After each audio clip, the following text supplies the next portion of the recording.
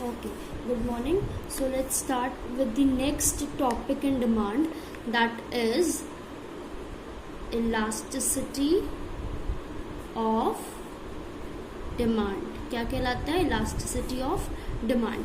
देखो, इलास्टिसिटी का मतलब होता है चेंज. इलास्टिसिटी का मतलब होता है चेंज. ठीक है, होता है ना, इलास्टिक है बहुत. ठीक है, दैट मीन्स चेंज हो जाता है. ठीक है, अब हमने लॉ ऑफ डिमांड में क्या पढ़ा था? हमने लॉ ऑफ डिमांड में ये पढ़ा कि जब जब हमारा प्राइस बढ़ता है डिमांड कम होती है, जब प्राइस कम होता है डिमांड ज़्यादा होती है. ठीक है, लेकिन वो कितनी बढ़ती है डिमांड, कितना डिमांड कम होता है, वो जो मेजरमेंट है ना, वो हमें पता लगता है इलास्टिसिटी ऑफ डिमांड से. किससे? इलास्टिसिटी ऑफ डिमांड से. ठीक है, सो हम कह सकते हैं price elasticity of demand is a measure of the degree of responsiveness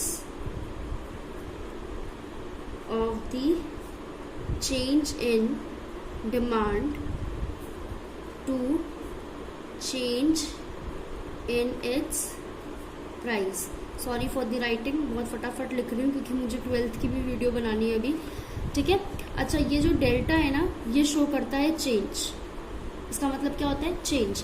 ठीक है, तो प्राइस इलास्टिसिटी ऑफ डिमांड का मतलब क्या होता है कि वो मेजर करता है degree of responsiveness of the demand, of change in demand to change in its price. मतलब कि कितना डिग्री या कितना किसी कमोडिटी के डिमांड ने रिस्पॉन्ड किया है with change in its price. मतलब कि अगर प्राइस बढ़ा है तो किसी भी कमोडिटी की डिमांड कितनी चेंज हुई है, तो उस हिसाब से उसकी डिमांड ने कितना रिस्पॉन्ड किया है चेंज इन प्राइस होने की वजह से. वो हमारा मेजर करता है क्या? प्राइस इलास्टिसिटी या इलास्टिसिटी ऑफ डिमांड कह सकते हैं आप. ठीक है, ओके. नाउ देखो, हर एक प्रोडक्ट की रिस्पॉन्ड करने का अलग अलग डिग्री होती है. कोई बहुत ज़्यादा डिमांड में फ़र्क आ जाता है, किसी के डिमांड में बहुत कम फ़र्क आता है. ठीक है, किसी के डिमांड में बिल्कुल फ़र्क नहीं आता. आप कितना भी प्राइस बढ़ा लीजिए या कम कर लीजिए. तो इसका मतलब क्या है? मैं ये कह सकती हूँ degree of price elasticity of demand, इसको हम ऐसे लिखते हैं ED. ठीक है, ऐसे लिखते हैं, E कैपिटल और D छोटा सा, इलास्टिसिटी ऑफ डिमांड. ठीक है, अब ये बोल रहे हैं कि हर डिग्री, हर एक प्रोडक्ट की अलग अलग डिग्री होती है. मतलब वो अलग अलग तरीके से रिस्पॉन्ड करता है due to change in its price. कोई प्रोडक्ट बहुत ज़्यादा चेंज, किसी प्रोडक्ट की डिमांड बहुत ज़्यादा चेंज हो जाएगी, बहुत ज़्यादा इफेक्ट होगी प्राइस के चेंज होने से, तो वो प्रोडक्ट बहुत ज़्यादा रिस्पॉन्ड कर रहा है प्राइस के चेंज होने से. कोई प्रोडक्ट थोड़ा कम रिस्पॉन्ड करेगा, कोई प्रोडक्ट को मतलब ही नहीं है, कोई प्रोडक्ट की डिमांड चेंज ही नहीं होगी. ठीक है, तो अब हम पढ़ते हैं कि डिग्री क्या क्या है. देखो, सबसे पहली डिग्री है परफेक्टली इलास्टिक डिमांड. इसका मतलब क्या है कि इलास्टिसिटी ऑफ डिमांड इन्फिनाइट होती है. ठीक है मैम, कैसे? इसमें क्या होता है कि ग्राफिकली देखो, यहाँ हमने प्राइस दिया या हमने क्वांटिटी लिया, क्वांटिटी डिमांडेड आप कह लीजिए. ठीक है, तो प्राइस देखो कांस्टेंट है, लेकिन डिमांड देखो, अगर मैं इसको यहाँ पे ले जाऊँ, डिमांड क्या होता है? देखो,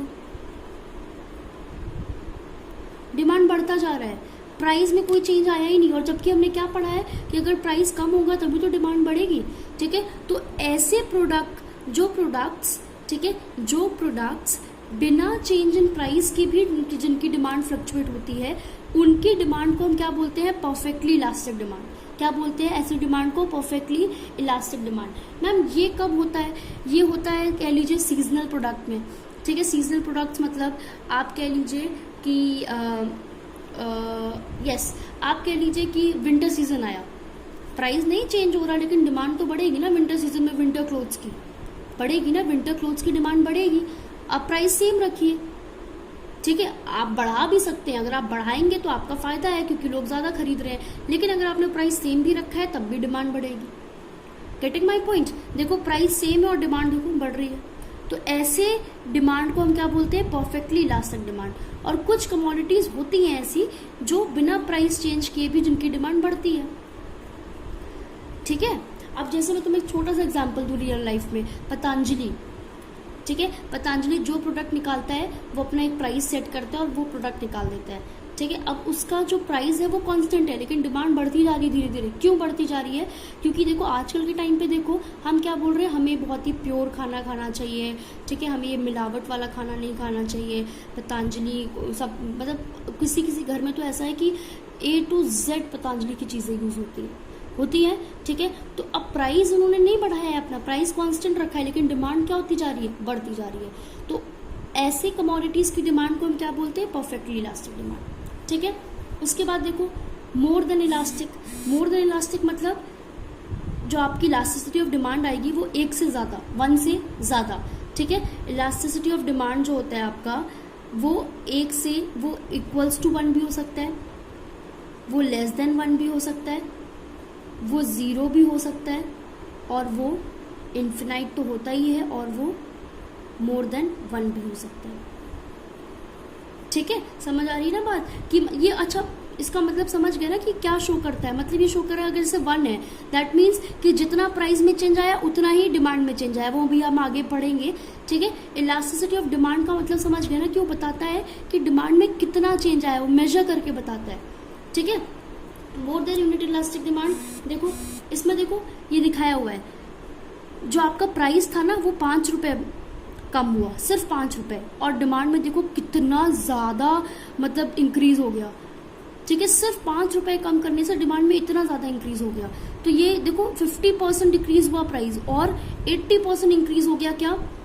इलास्टिसिटी ऑफ डिमांड। मतलब आपका जो डिमांड था वो इलास्टिक बहुत ज़्यादा हो गया। इलास्टिक मतलब बहुत ज़्यादा इफेक्ट हो गया किसी भी कमोडिटी की डिमांड को, ठीक है, सिर्फ थोड़ा सा प्राइस कम होने से, और वो बहुत ज़्यादा इफेक्ट हो गया और बहुत ज़्यादा बिल्कुल लोग खरीदने लगे। तो उसकी जो ऐसे गुड्स की डिमांड को क्या बोलते हैं? More than elastic. मतलब प्राइस में थोड़ा सा चेंज आया और इलास्टिसिटी में या डिमांड में बहुत चेंज आया, ठीक है। देखो इसका ग्राफ, प्राइस देखो थोड़ा सा, अगर आप डिफरेंस देखो कि प्राइस में थोड़ा सा और डिमांड में देखो कितना ज़्यादा दिख रहा है ना, ठीक है। अब आते हैं यूनिटरी इलास्टिक। यूनिटरी इलास्टिक का मतलब इक्वल्स टू 1। इसका क्या मतलब हुआ मैम?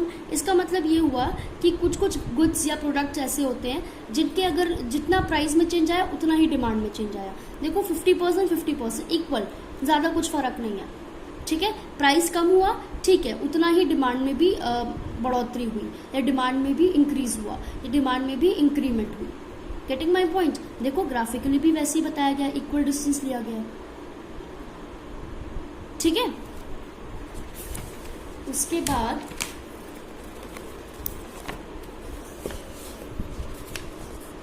देखो उसके बाद बोलते हैं लेस देन इलास्टिक।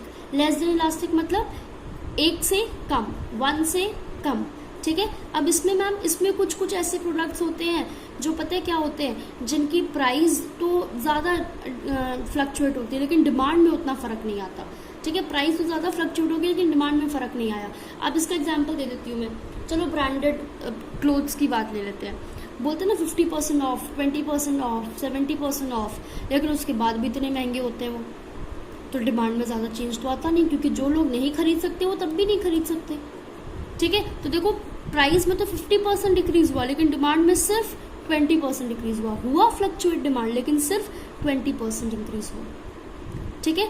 तो इसको हम क्या बोलते हैं? Less than elastic. इसका ग्राफ थोड़ा स्टीपर बनता है। स्टीपर का मतलब समझ रहे हो? ये वर्टिकल होता है ना, ये ऐसी लाइन सीधी क्या होती है? वर्टिकल होती है।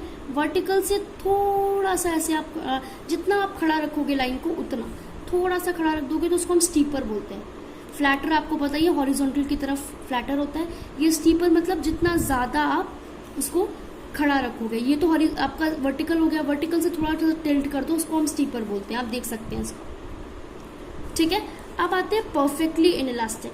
मैम इसका क्या मतलब होता है?